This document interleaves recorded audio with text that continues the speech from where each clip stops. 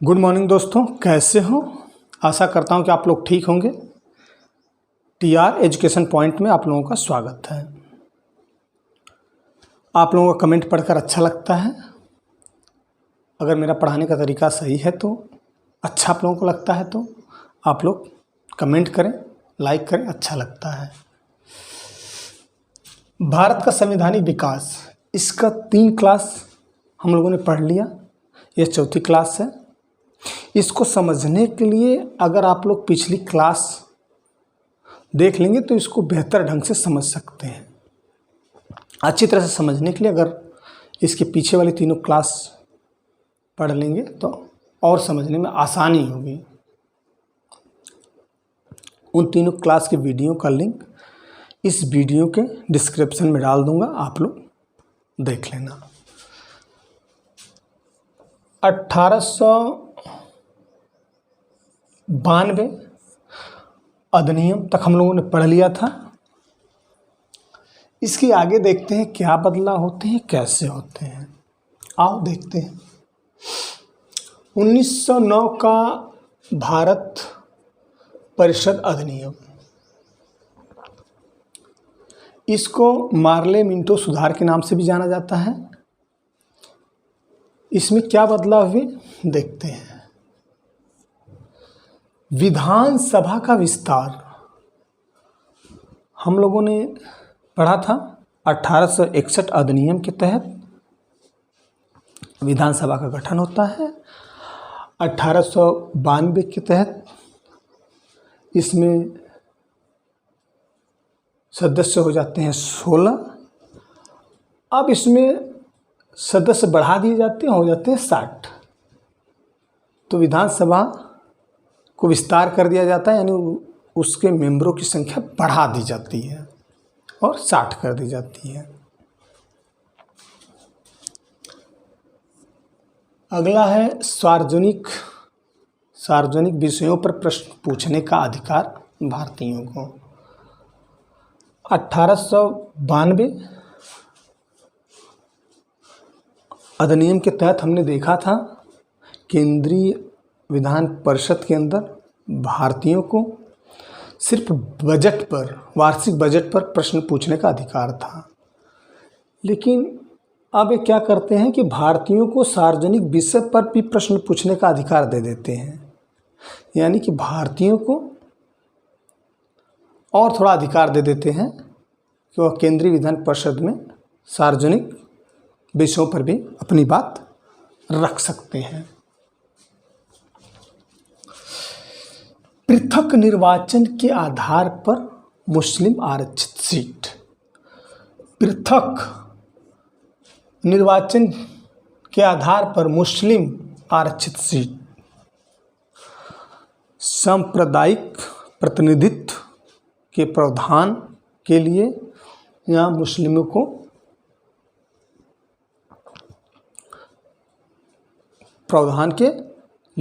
को एक व्यवस्था बना दी जाती है।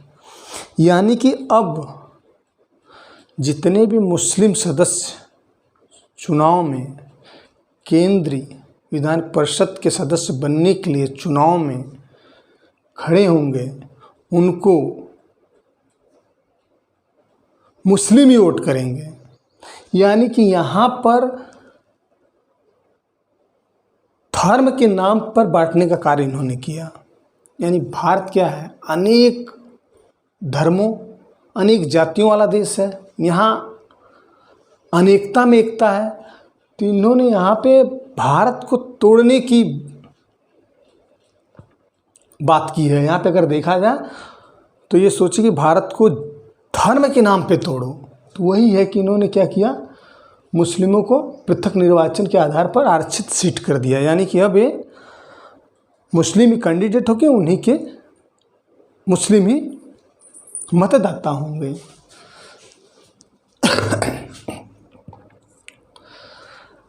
सत्येंद्र प्रसन्न सिन्हा विधि सदस्य कौन? सत्येंद्र प्रसन्न, ये भारतीय थे। 1833 चार्टर एक्ट में हमने पढ़ा था कि पहले विधि सदस्य लॉर्ड मैकाले थे, वह ब्रिटेन के थे। या सत्येंद्र प्रसन्न सिन्हा यह भारत के पहले विधि सदस्य हैं। अगर भारत का पूछता है तो सत्येंद्र प्रसन्न सिन्हा, नहीं तो लॉर्ड मैकाले। अगला है मार्ले मिंटो सुधार। मैं आपको अभी बताया था, इस अधिनियम को मार्ले मिंटो सुधार के नाम से जाना जाता है। 1858 अधिनियम के तहत ब्रिटेन में भारत के सचिव बनाए जाते हैं और भारत में गवर्नर जनरल की जगह वायसराय बना दिए जाते हैं। तो इस समय ये जो मार्ले थे भारत के सचिव के रूप में ब्रिटेन में काम कर रहे थे। जो मिंटो हैं ये भारत के वायसराय थे। मिंटो को सांप्रदायिकता का जनक भी कहा जाता है। क्वेश्चन आता है, इसको नोट कर लेना।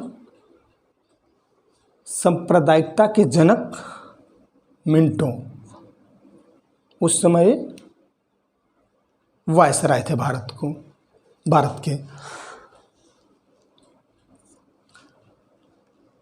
सर्वनाश करने वाला एक्ट, गांधी जी बोले कि उन अधिनियम सर्वनाश करने वाला एक्ट है। सर्वनाश करने वाला एक्ट की संज्ञा दी गांधी जी ने, क्योंकि गांधी जी देख लिए कि अभी जो ब्रिटिश शासक है यह अब भारत को धर्म के नाम पे तोड़ने का कार्य कर रहे हैं। अगर धर्म के नाम पे अगर ये तोड़ेंगे तो आगे चल के इसका बहुत दुष्प्रभाव देखने को मिलेगा, जो बाद में हमारे को देखने को मिला। 2 टुकड़ों में भारत बट गया। तो वही है कि गांधी जी ने उसी समय इसको बोला था कि ये सर्वनाश करने वाला एक्ट है। इसके मद्देनज़र बोला था, जो इन्होंने पृथक निर्वाचन के आधार पर मुस्लिम आरक्षित सीट किया था। इसके बाद आता है 1919 भारत शासन अधिनियम। इसमें क्या बदलाव आते हैं, चलो देखते हैं। केंद्र में द्विसदनी व्यवस्था, द्विसदनी व्यवस्था केंद्र के अंदर। अभी जो हम लोग देखते हैं लोकसभा राज्यसभा, केंद्र में जो है राज्यसभा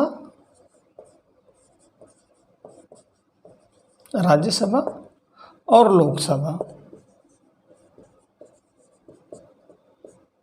यही है केंद्र में द्विसदनी व्यवस्था। यानी केंद्र में पहली बार द्विसदन का गठन किया गया था।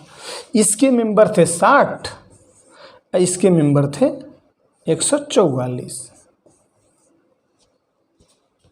राज्यसभा लोकसभा। कभी कभी कुछ छात्र कन्फ्यूजन हो जाते हैं कि कहीं राज्यसभा राज्य का तो नहीं है। नहीं, केंद्र में जो संसद है वहाँ राज्यसभा को उच्च सदन बोलते हैं, लोकसभा को निम्न सदन बोलते हैं। राज्य में जो है उसको विधानसभा और विधान परिषद बोलते हैं, अलग अलग है, इसको कन्फ्यूज नहीं रखना। प्रांतों में द्वैध शासन, आरक्षित हस्तांतरित। अच्छा, ये तो द्विसदन थे, द्विसदन 2 सदन बने। द्वैध शासन यानी शासन करने का तरीका 2 प्रकार का, इसको बोलते हैं द्वैध शासन। प्रांतों में इन्होंने लागू किया द्वैध शासन, आरक्षित। जो भारत के वायसराय थे वो अपने कार्यकारिणी परिषद की मदद से जो महत्वपूर्ण भारत के अधिकार थे वो अपने पास रख रखे थे, जैसे भूमि कर, वित्त, समाचार पत्र, पुलिस। तो जो महत्वपूर्ण था न्याय व्यवस्था, ये अपने पास रख रखे थे और इनका अधिकार उस पर चलता था। और यह उसके जवाबदेही भी नहीं थे, उत्तरदायी भी नहीं थे। और ये जो हस्तांतरित है, इसमें क्या था कि जो केंद्रीय विधान परिषद में भारतीय मेंबर थे, वह निर्वाचित होकर गए थे, वह इस पे काम करते थे। इनके अंडर में जो विषय था, शिक्षा था, स्वास्थ्य था, कृषि था, समाज कल्याण को लेकर इनके पास विषय था, उस पे ये काम करते थे। और यह विधान परिषद, केंद्रीय विधान परिषद के उत्तरदायी थे। यहाँ कहीं न कहीं हमारे को भेदभाव देखने को मिलता है। तो वही है आरक्षित हस्तांतरित।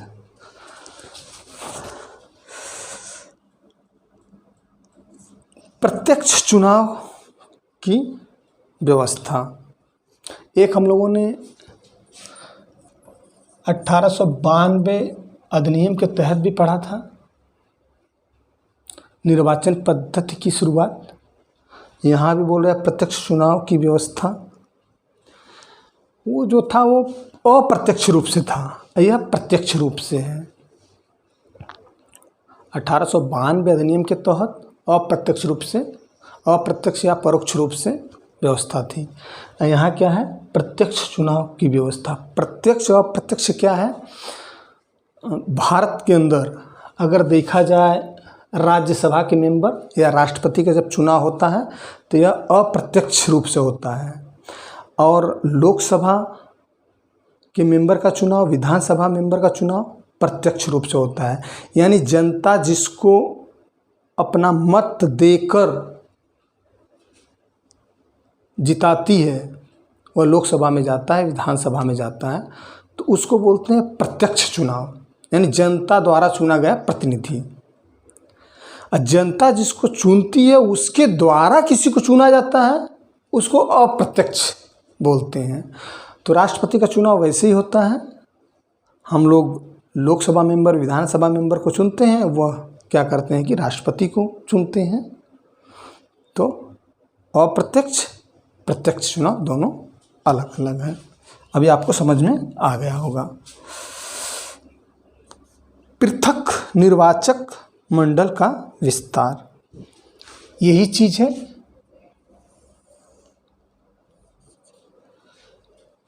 इस 1909 वाले अधिनियम में सिर्फ मुस्लिम को आरक्षित सीट किए थे। यहाँ पे ये क्या करते हैं,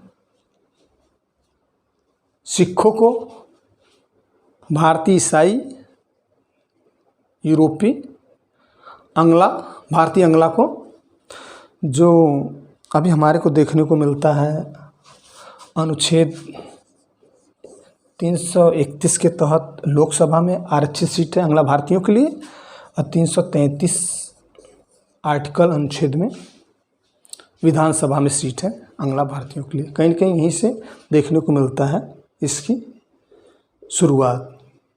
तो ये क्या करते हैं कि और मतलब कि धर्म के नाम पर आरक्षित सीट देने की व्यवस्था करते हैं, यानी कि और भी धर्म में फूट डालने की यहाँ बात करते हैं। मुस्लिम को दे दिया आरक्षित सीट, फिर सिखों को दे दिए, तो कहीं न कहीं देश की भावना और बढ़ने लगी। आने वाले समय में देखने को ऐसा मिलता है। केंद्रीय बजट से राज्यों का बजट अलग। पहले केंद्रीय बजट था, वहीं से सबके लिए बजट पास होता था, लेकिन अब ऐसा नहीं था।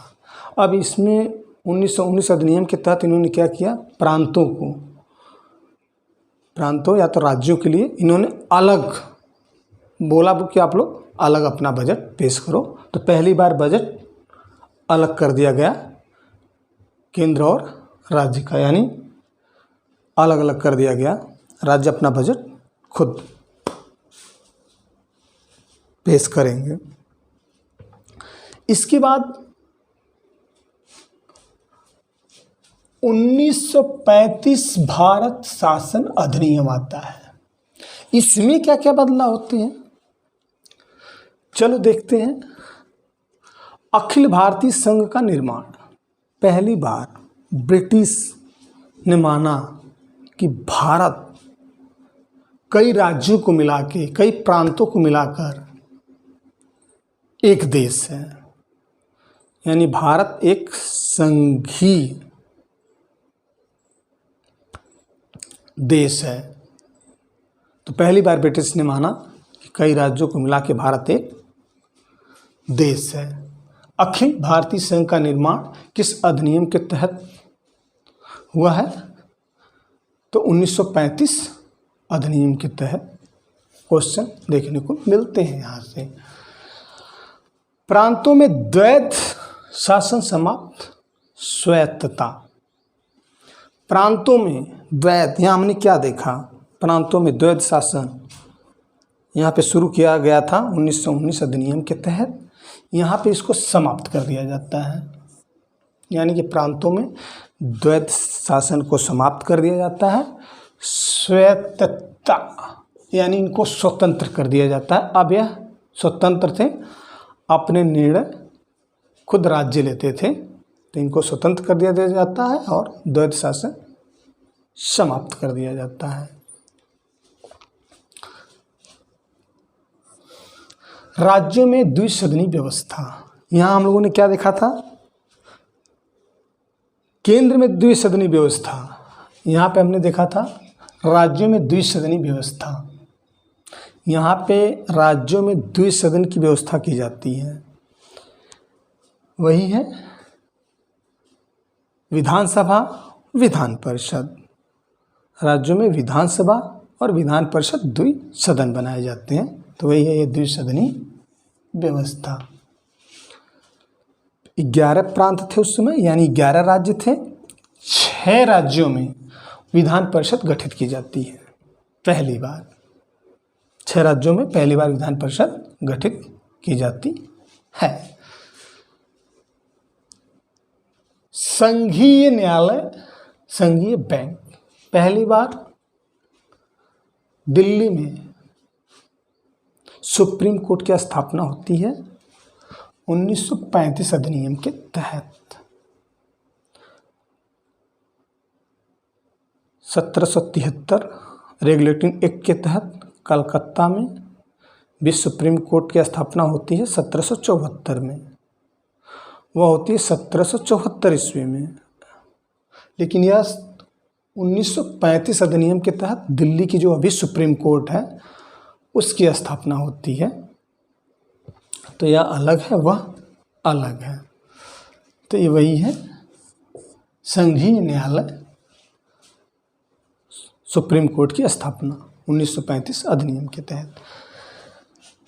संघीय बैंक, आज हम लोग जो आरबीआई देखते हैं जिसका हेडक्वार्टर मुंबई में है, वह सर्वप्रथम संघीय बैंक 1935 में 1935 अधिनियम के तहत। तो संघीय बैंक की स्थापना जो आरबीआई है वही संघीय बैंक है। भारत से वर्मा अलग, 1935 अधिनियम के तहत 1937 ईस्वी में भारत से वर्मा अलग कर दिया जाता है। अब बर्मा का नाम म्यांमार है, भारत का पड़ोसी देश है। तो 1935 अधिनियम के तहत भारत से अलग कर दिया जाता है म्यांमार को। 3 प्रकार की सूचियां, 3 प्रकार की सूचियां। पहली है संघीय सूची,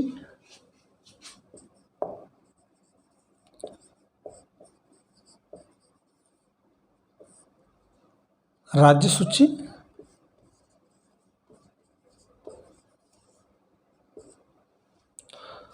और समवर्ती सूची।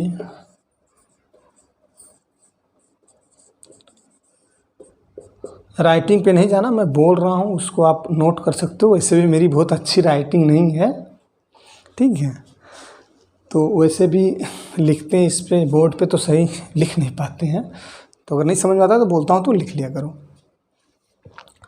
पहले संघीय सूची में 59 विषय थे और राज्य सूची में 54 थे और समवर्ती सूची में 36 विषय थे।